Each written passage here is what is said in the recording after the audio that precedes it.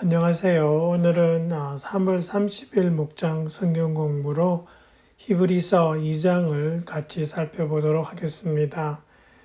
이수관 목사님께서 일본 집회 참석차 출타하셨기 때문에 제가 설교를 할 터인데 지난번에 이어서 히브리서 2장을 좀 살펴보도록 하겠습니다.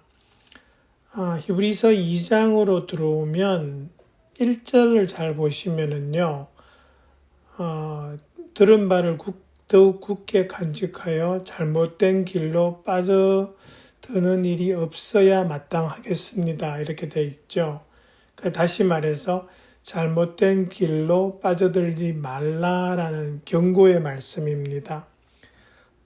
히브리서는요, 이렇게 전체적으로 살펴보면 5번의 아주 중요한 경고의 메시지가 나옵니다.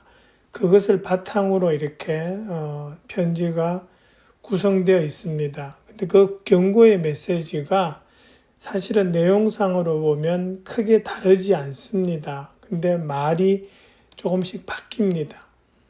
그걸 보면 이제 2장 1절부터 해서 3장까지 2장 한 말까지가 이제 이 처음 경고, 다시 말해서 말씀에서 벗어나지 말고 잘못된 길로 가지 마라.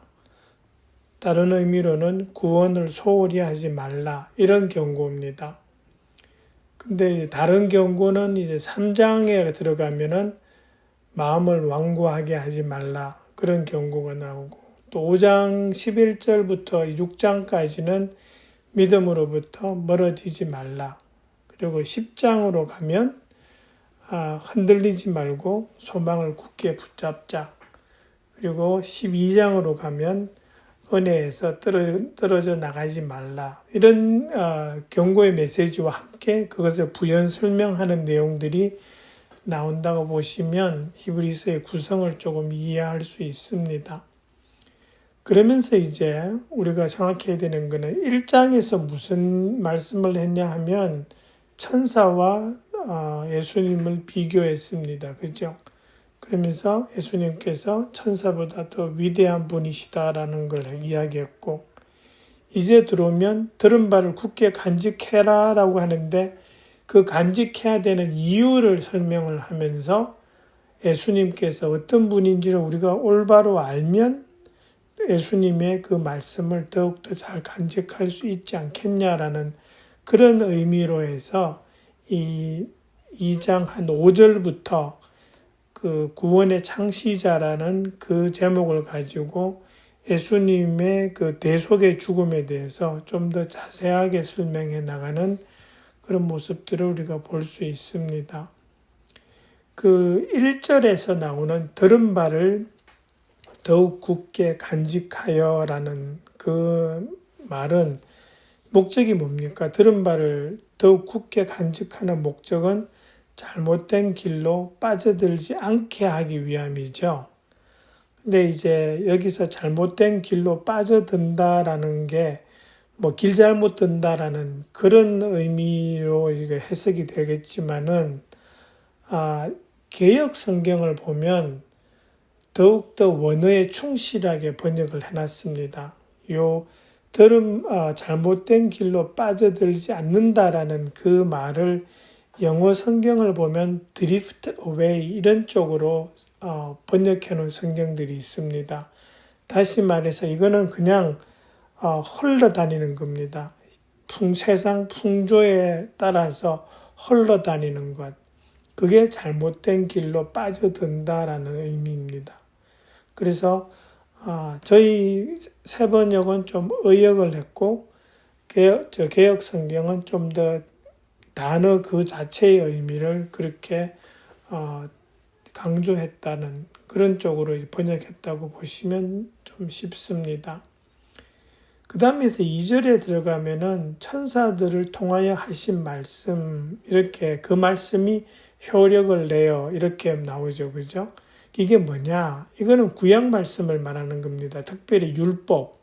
그래서 앞에 그 모세 오경이라고 불리는 창세기부터 신명기까지 나오는 그 내용들을 이야기합니다. 특별히 뒤쪽에 가서 그 출애굽기부터 민수기, 레위기, 신명기에 나오는 그 내용들이 율법을 많이 말씀하는데 그 부분이죠. 그러면서 뭐라 그랬냐 하니까 모든 범행과 불순종하는 행위가 공정한 갚음을 받았거든 이렇게 돼 있죠. 우리가 율법을 보면 그 나오는 내용 중에 어떤 것을 안 지키면 어떤 벌을 내려야 한다라는 게 딱 규정되어 있습니다.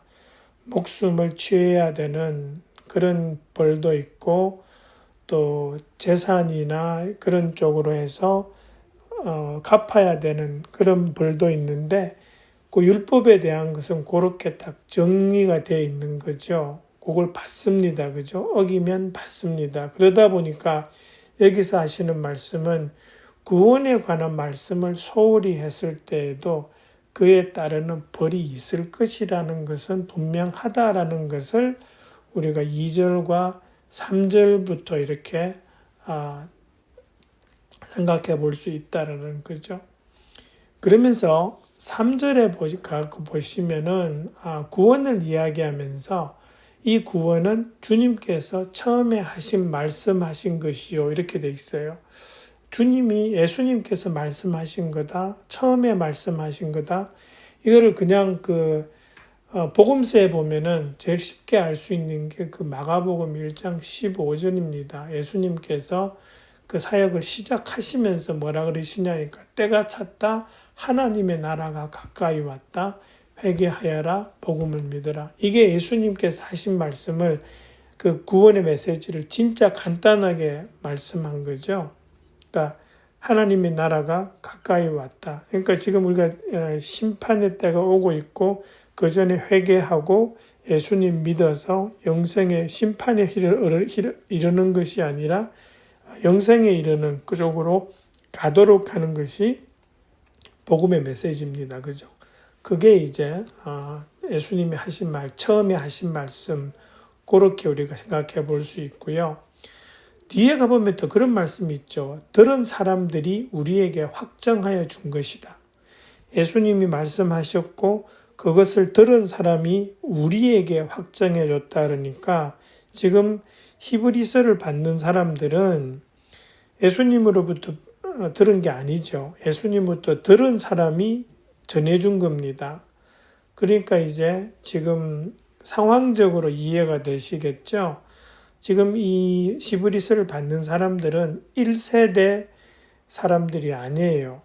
그러니까 예수님이 살아계실 때 그 말씀을 들은 게 아니고 그 말씀을 들은 사람들이 다시 전해준 것을 들은 사람들이 지금 이 히브리서를 받는 사람들입니다.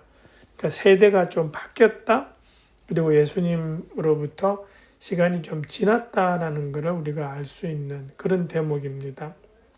그러면서 이제 4절로 가시면 뒤에 가서 이렇게 말씀하시죠. 4절 마지막에 그들과 함께 정언하여 주셨습니다. 이게 뭐냐 하니까 구원의 말씀을 예수님께서 하셨고 그것을 들은 사람들이 정언해 줬고 그리고 또 다르게 정언해 주는 게 있다라는 게 그것이 뭐냐 하니까 하나님께서 보여주신 표징, 기이한 일들, 여러 가지 기적들.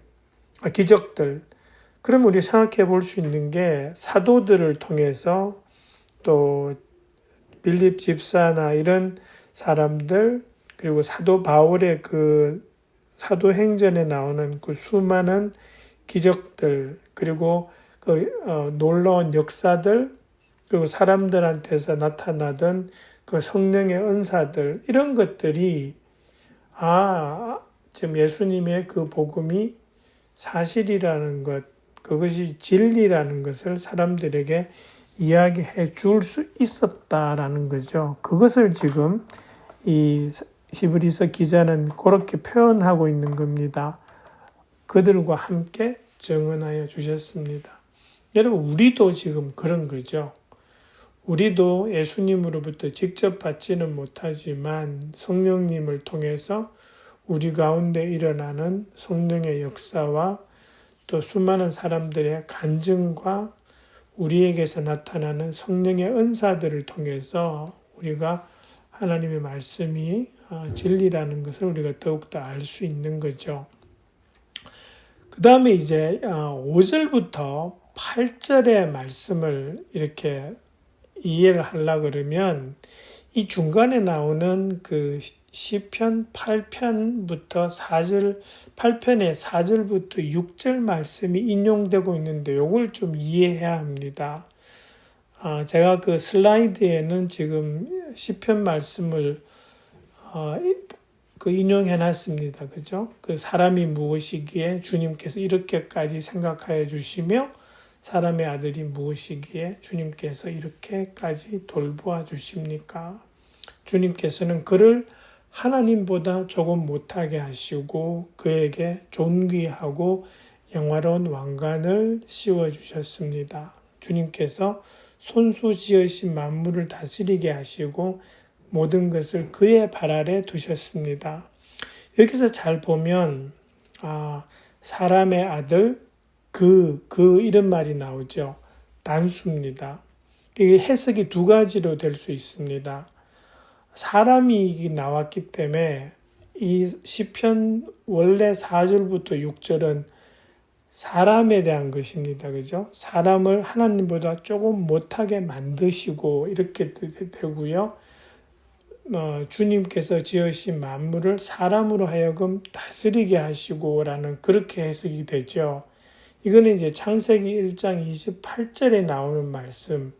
하나님께서 사람을 창조하시면서 뭐라 그러시냐니까 생육하고 번성하여 땅에 충만하고 땅을 정복하고 모든 생물을 다스리라 그러셨어요. 그러면은 이 창세기 말씀을 가지고 시편을 해석을 하면 그냥 사람에게 하신 말씀이라고 이해할 수 있어요.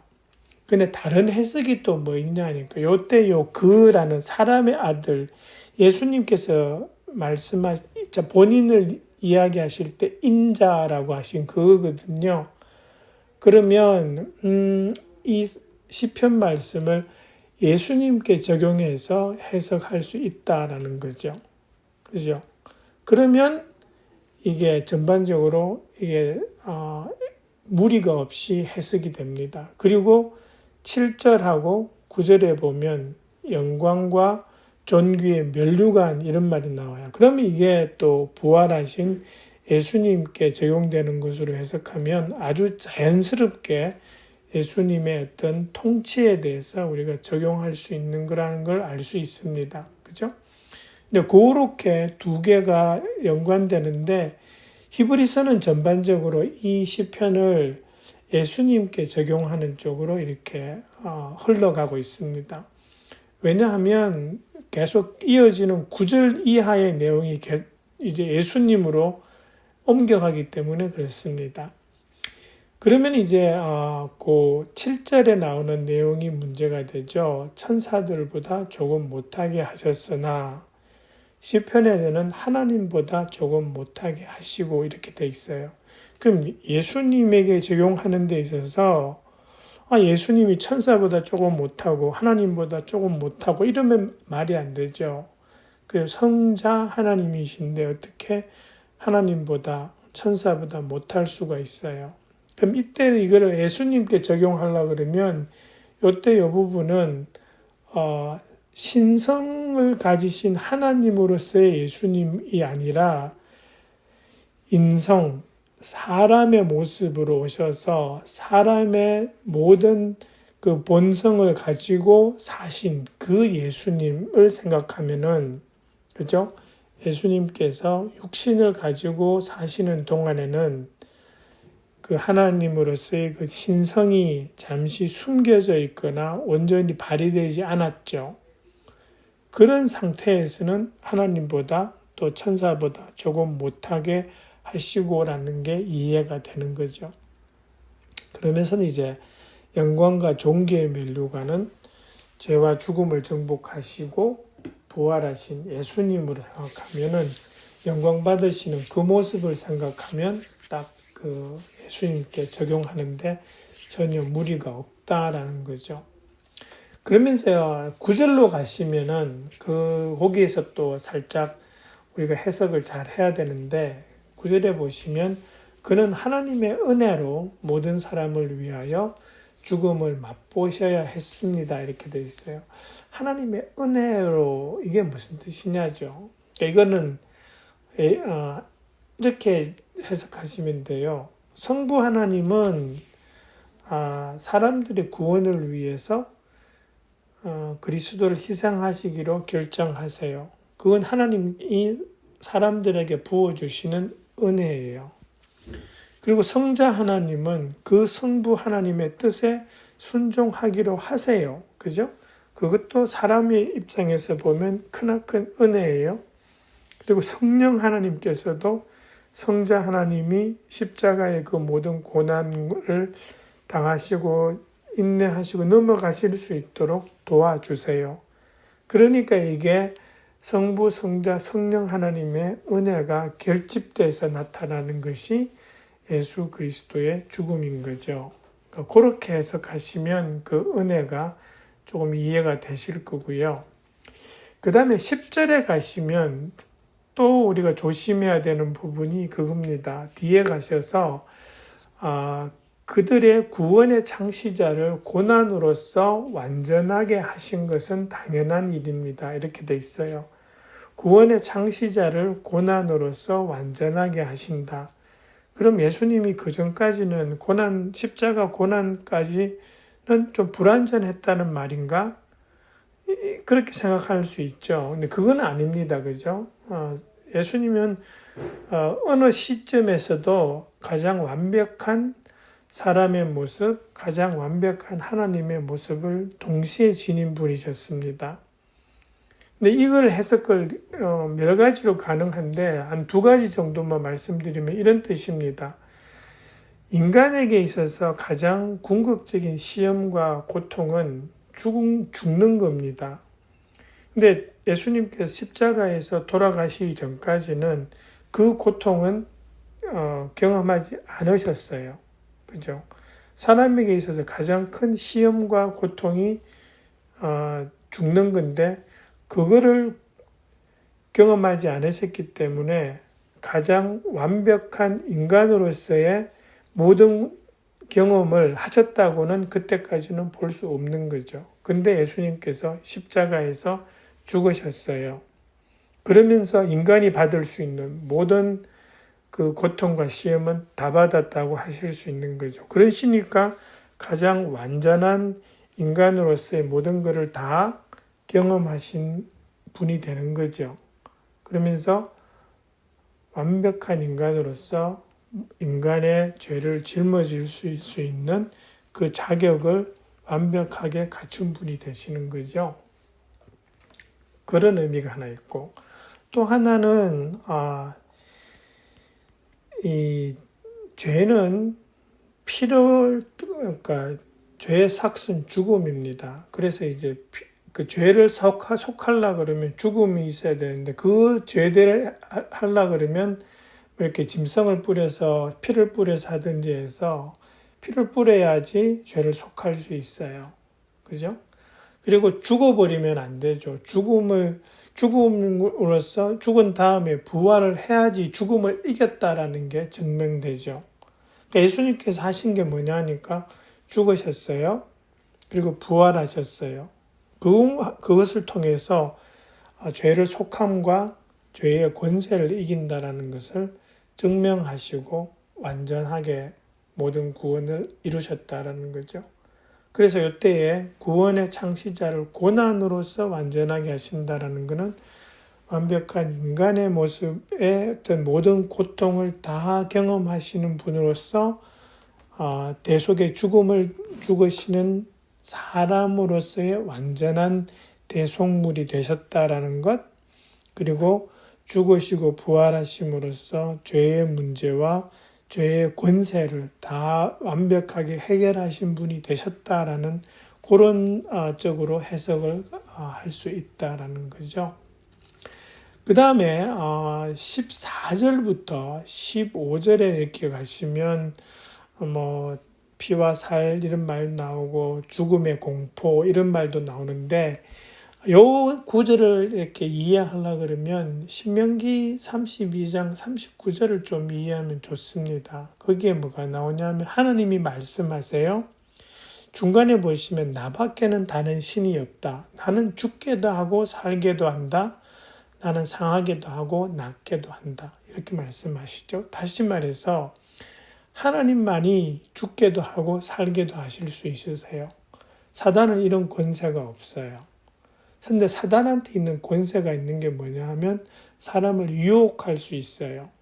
그래서 유혹해서 사람으로 하여금 죄를 짓게 할 수 있어요. 죄를 지으면 죽게 돼요. 그래서 사단이 할 수 있는 것은 사람을 죽게는 못하지만 죄를 지어서 죽도록 유도할 수 있는 권세는 있어요. 그게 사단의 권세입니다. 사람의 입장에서 보면 이런 겁니다. 죄의 유혹에 빠져서 죄를 지었어요. 그러면 죄를 지은 사람은 죽을 수밖에 없습니다. 그걸 사람이 안다라는 거예요. 그러면서 사는 동안에 죽음에 대한 공포가 있어요. 사람이 가지고 있는 가장 큰 고통이 그거죠. 죽음에 대한 고통. 근데 예수님께서 십자가에서 죄값을 치르셨어요. 그래서 죄의 종로로 타던 사람들을 해방시켜 주셨어요. 그리고 부활하셨어요. 그럼으로써 죄의 권세로부터 해방을 시켜 주셨다라는 거죠. 그게 이제 2장 14절부터 15절의 말씀입니다. 그러면서 우리가 16절로 넘어가면 16절에서 아브라함의 후손 이런 말씀이 나오죠. 이때 아브라함의 후손은 믿음의 자손을 가리키는 말입니다. 그죠? 하나님이 약속을 주셨죠. 아브라함에게. 근데 그 약속은 아브라함의 혈족, 그러니까 이스라엘 백성을 의미하는 것이 아니라 아브라함의 믿음을 따른 후손을 이야기하는 거라는 거죠. 그것을 말씀하시는 것이 로마서 4장 13절입니다. 그러니까 아브라함이나 그 자손에게 주신 하나님의 약속, 곧 그들이 세상을 물려받을 상속자가 되리라는 것은 율법으로 말미암은 것이 아니라 믿음의 의로 말미암은 것입니다. 해서 믿음의 자손을 의미한다는 말씀이고요. 그 다음에 2장 17절, 18절은 예수님께서 사람과 같아지셔야 됐다라는 말씀이 이제 17절에 나오고, 그 다음에 18절에서는 그렇게 되셨기 때문에 사람을 도우실 수 있다라는 말이 나오죠. 그러니까 죄를 대속하는 대속물이 되기 위해서는 사람이 죽어야지 대속을 하는 거죠. 그러니까 이제 짐승을 잡았어요. 근데 그게 완벽한 대속물이 아니기 때문에 매년 제사를 드려야 했어요. 아니면 죄를 지을 때마다. 근데 예수님은 완벽한 인간의 모습으로 죄를 짓지 않으신 분이 십자가에서 돌아가셨기 때문에 그것으로 죄값을 치르실 수 있었다라는 거죠. 그리고 또 18절에서 이야기하는 것은 하나님으로 사신 것이 아니라 인간의 모습으로 오셔서 인간의 모든 삶을 다 사시면서 인간이 받을 수 있는 시험과 고통을 다 받아보셨기 때문에 사람의 고통과 그 고난을 이해하실 수 있고, 그렇기 때문에 우리를 도와주실 수 있다는 거죠. 그 전제는 뭐냐 하니까 사람을 사랑하시는 하나님, 그게 전제가 깔리는 거죠. 그 사랑하셨기 때문에 이 땅에 오셔서 대신 죽으셨고, 그리고 다 고통을 겪어보셨기 때문에 우리한테 도우실 수 있는 그런 분이 되셨다라는 겁니다. 그래서 오늘 내용이 좀 깁니다. 그죠? 그래서 잘 한번 살펴보시고 목장 식구들과 나눠주시면 감사하겠습니다. 네, 수고해 주세요.